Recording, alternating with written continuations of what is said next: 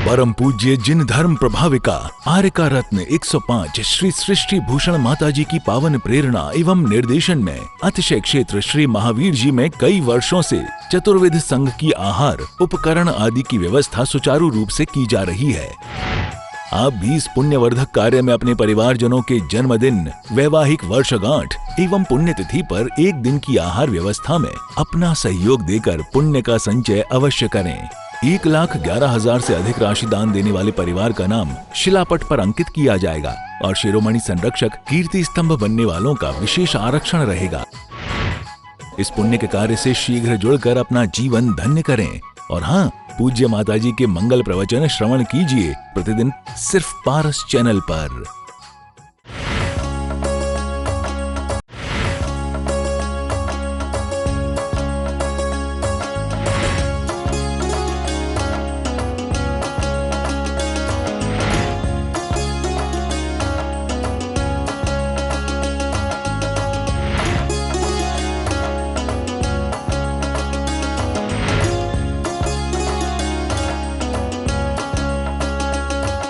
एक दिन हमें मरना ही होगा, मृत्यु का वरण करना ही होगा।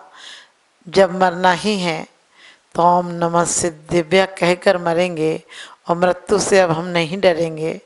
मृत्यु से हम नहीं डरेंगे क्योंकि कहते भी हैं कि मणि मंत्री तंत्र बहु होए, मरते ना बचावे कोई। कहते हैं कि मणि मंत्र तंत्र बहु होई, मरते न बचावे कोई।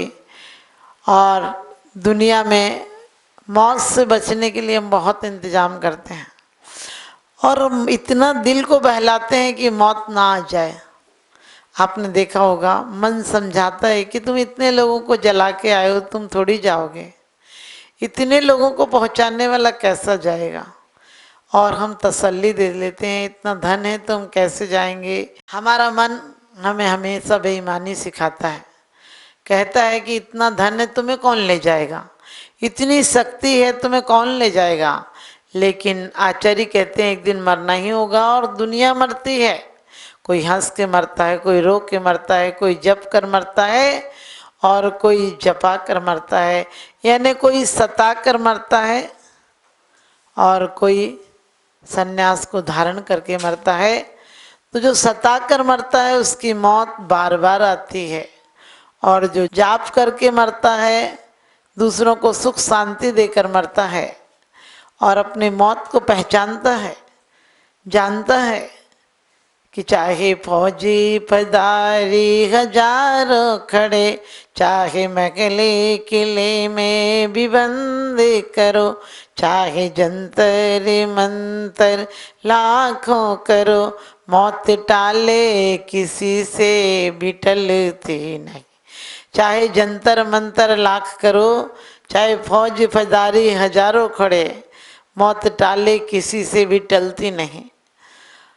कितने भी कोर्ट के अंदर रख लो, मौत आती है, लेकिन मौत हर कोई को मार दे ऐसी बात नहीं है। मौत अमर भी कर देती है। जो इंसान जीवन भर मौत को याद रखता है, मौत से डरता नहीं है, मौत का सामना करता है, एक दिन मौत आएगी ये इस बात को जानता है। एक राजा का बेटा बीमार था, कई रातों से राजा सोया नहीं था, बड़े बड़े वैद्य बुलाए थे, लेकिन उसके उपचार का कोई हल नहीं निकला और कई दिन हो गए थे राजा सोया नहीं। एक रात राजा सो गया और राजा सो गया और सपने में देख रहा था कि उसके 12 बेटे हैं, बड़ा राज्य है, रत्नों की सीढ़ियां हैं, सोने के महल हैं, सुंदर सुंदर कई स्त्रियां हैं उसके, और दासियां हैं, दास हैं, बढ़िया सुराहियों में पानी भरा है, शरबत भरा है, खाने का सामान लगा है। बड़ा आनंद में था। इतने में किसी ने झकझोरा और कहा, तुम सो रहे हो, इकलौता बेटा मर गया। राजा आँख खोलकर हंसने लगा, कहने लगा, किसके लिए रोऊं, इसके लिए रोऊं या उनके लिए रोऊं। पत्नी बोली, इनके लिए और उनके लिए का मतलब अपना एक बेटा था। तो राजा कहने लगा, जो भी देख रहा था वो भी मुझे अपने ही लग रहे थे। आपने भी देखा होगा, सपना आपको दूसरा थोड़ी लगता है, सपना आपको लगता, सपना में तो ऐसा लगता जैसे सच में हो रहा हो। तो राजा ने कहा इतने बेटे थे, वो भी लग रहे थे कि मेरे आँख खुली तो वो न चले गए, और ये भी एक दिन चला गया, अपना लगता था। आँख खुली तो सपना गया, आँख खुली तो सपना गया, आँख मुंदी तो अपना गया। आँख खुली तो सपना गया और आँख मुंदी तो अपना गया। पगले 2 दिन का मेहमान था, फिर दफना गया। 2 दिन का मेहमान था, बाद में दफना गया। तो इंसान की जिंदगी की इतनी सी कहानी, एक दिन मर जाता है, लेकिन मौत आए उसके पहले जो संभल जाता है वो मौत से भी नहीं मर पाता है। मौत उसे मारते नहीं, और कई लोग तो जिंदगी भर मौत के डर से मर मर के जीते हैं। प्रत्येक दिन मरते हैं, प्रत्येक क्षण मरते हैं। हमें मौत से मरना नहीं, हमें मौत का वरण करना है। मौत क्या छीनती है? कल छीनती है। मौत हमारी योजनाएं छीनती है, मौत हमारा भविष्य छीनती है, मौत हमारी ख्वाहिशें छीनती है। क्योंकि सारा झगड़ा दुनिया में ख्वाहिशों का है। न किसी को कम चाहिए, न किसी को गम चाहिए, न किसी को सब्र चाहिए और न किसी को संतोष चाहिए। बेसब्री से आगे दौड़ने का ही नाम तो मौत है, क्योंकि दौड़ने वाले को मौत और जल्दी पकड़ लेती है। जो दौड़ता उसे मौत जल्दी पकड़ती है। हम अपनी दौड़ को छोड़ दें, विश्राम में आए तो राम मिल जाए, विश्राम में आए तो परमात्मा मिल जाए। क्योंकि जिस हमारे मुनियों ने, ऋषियों ने निर्वाण प्राप्त किया है, उन्होंने क्या किया है? ऐसा नहीं कि मौत सबके घर आती है। मौत चक्रवर्ती हो, नारायण हो, प्रति नारायण हो, कहते हैं कोई भी हो दुनिया में, सबके घर मौत आती है। लेकिन किसी की मौत मातम तो किसी की महोत्सव बन जाती है, किसी का दुख का कारण तो किसी की कल्याणक बन जाती है, किसी की मौत श्राप बन जाती है।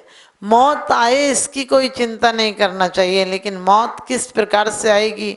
लोग कभी कभी सुखा के शरीर मर जाते हैं, कभी भूखे मर जाते हैं, कभी आत्महत्या कर लेते हैं। लेकिन ध्यान रखना, आत्महत्या दुर्गति है, आत्महत्या बदनसीबी की मौत है। कई लोग कहते हैं सन्यास में समाधि मरण भी तो ऐसी मौत है कि तड़पा तड़पा के मार देते। मैंने कहा नहीं, समाधि मरण उल्लास पूर्वक भविष्य की और सुंदर जिंदगी पाने के लिए क्रमिक है, कसायों को कम करके मौत है। वो मौत ऐसी मौत नहीं है कि हम जीवन से ऊब के मरना चाहते हैं, उसमें तो हम जीवन को सार्थक बनाकर मरना चाहते हैं। और इसीलिए समंत्र भद्र स्वामी ने कहा है कि उपसर्गे दुर्भिक्षे जरसिरुजायां चन्न प्रतीकार धर्माय तन विमोचन माहु संलेखिना मारिया। यानी आर्य हैं जो भव्य पुरुष हैं, जो वास्तव में सज्जन पुरुष हैं, वो कब मरते हैं?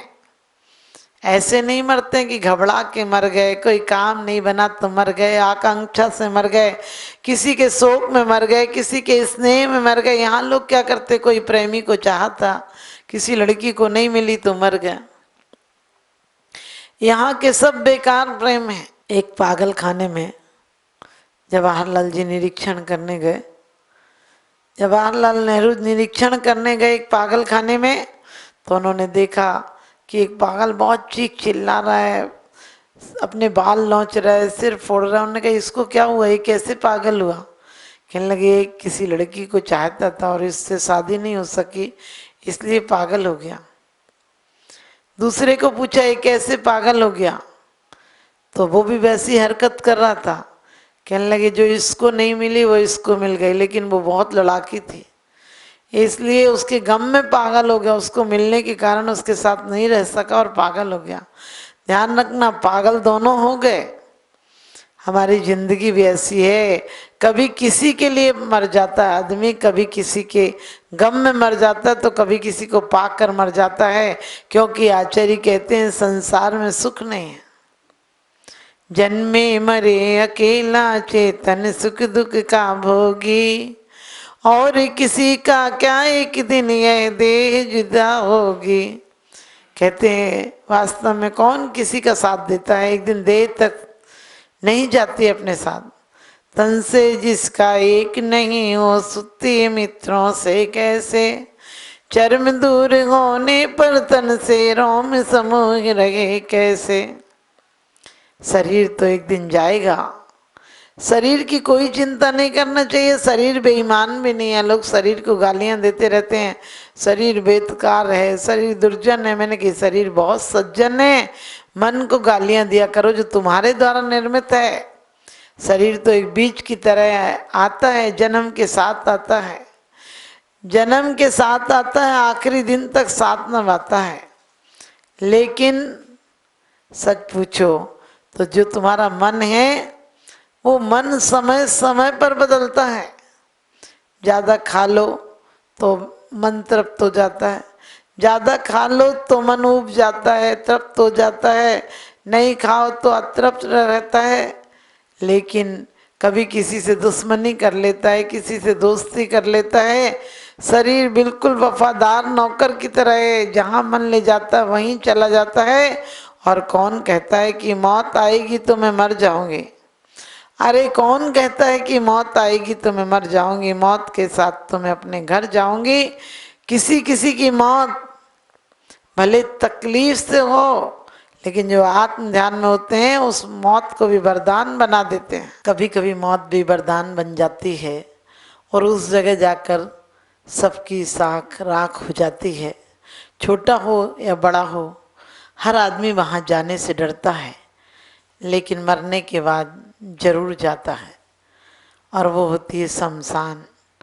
कोई शमशान जाता है, कोई सिद्धालय जाता है। जो मोह में मरता है वह शमशान जाता है, और जो मोह को त्याग के मरता है वो निर्वाण जाता है।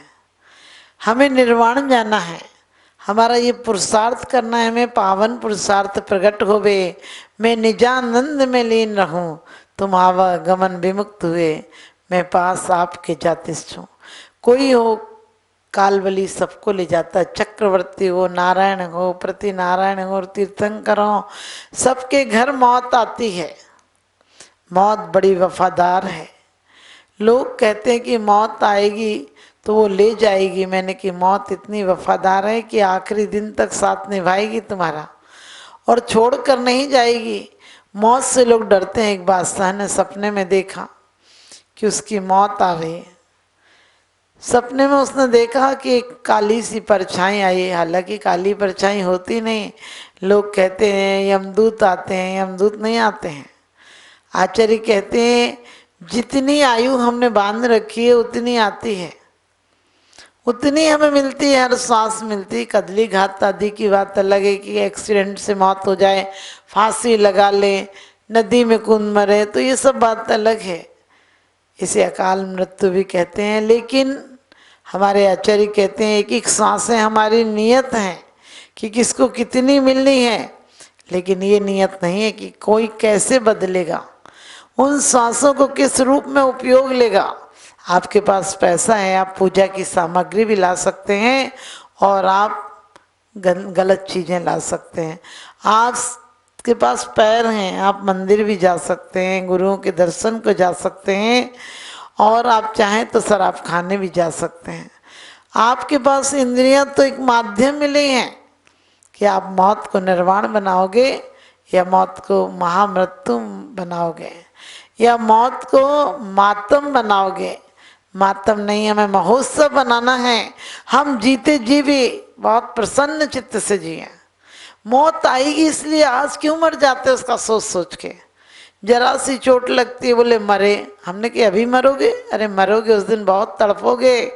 जीवन भर जिसने तैयारी नहीं की वो मौत का पेपर देते टाइम कांपेगा, रोएगा, बिलखेगा, किसी को बुलाएगा, इसको बुला दो, उसको बुला दो। आप लोग कभी कभी देखा होगा रागी मरता तो बोले बेटे को बुला दो, बहू को बुला दो। अरे किसको बुला दो? ये कहो परमात्मा से मिला दो। परमात्मा से मिलना है तो उपसर्ग हो, दुर्भिक्ष हो, जब जानते हैं, गुरुदेव बताते हैं, हमारे आचार्यों ने कहा है कि जब तुम जानो कि उपसर्ग आ गया तो मौत को सहर स्वीकार कर लो, क्योंकि वो निश्चित है, वो टाली नहीं टलती है। इसलिए जब उपसर्ग हो जाए, हमारे जितने भी उपसर्ग केवली आदि हुए हैं, उपसर्ग हुए हैं, भयंकर उपसर्ग हुए हैं। हम तो जरा से फोड़ा हो जाए, जरा सी तकलीफ हो जाए तो कहते मर जाएंगे। हे भगवान मरे, हमने कि मरोगे तो बहुत तड़पोगे। मौत से तो बूढ़ा आदमी भी मरना नहीं चाहता है, कहता है भगवान उठा ले, भगवान उठा ले। लेकिन सच भगवान नहीं उठाता है, हमारी आयु के अनुसार हमें भोगना पड़ता है। जितनी आयु है उतनी देर उस देह में हमें रहना पड़ेगा। देह मरती है, देह बदलती है, आयु नहीं बदलती। आयु तो इसको छोड़कर दूसरा चोला पा लेती है। बड़ा अच्छा समाधि मरण कहा है, में कहा है, बड़े समाधि मरण में कहा है, मृत्यु मौन मृत्यु होन से हान खोने या को भय मत लाओ। कहते हैं समता से जो प्राण तजो तुम सुरपति तुम पाओ, कि सुरपद पा सकते हो, देव पद पा सकते हो, और समता से मरो और बीतराग भाव से मरो तो मोक्ष तक जा सकते हो। मौत ही तो है जो हमारे वस्त्रों को बदल कर नए वस्त्र देती है। मौत ही है जो पदोन्नति करती है। मौत ही है जो हमें संसार का साक्षात्कार कराती है।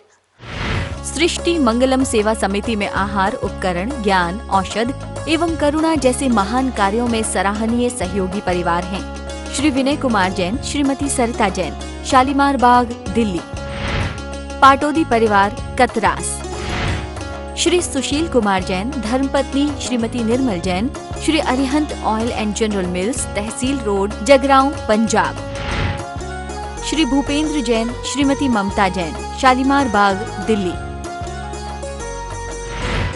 पांड्या परिवार, डेह, जिला नागौर, राजस्थान। प्रतिष्ठान सुगनचंद फूलचंद पांड्या, डेह, जिला Nagaur, Rajasthan. Sethi flour mills private limited, Chargawa, Gorakhpur, Uttar प्रदेश।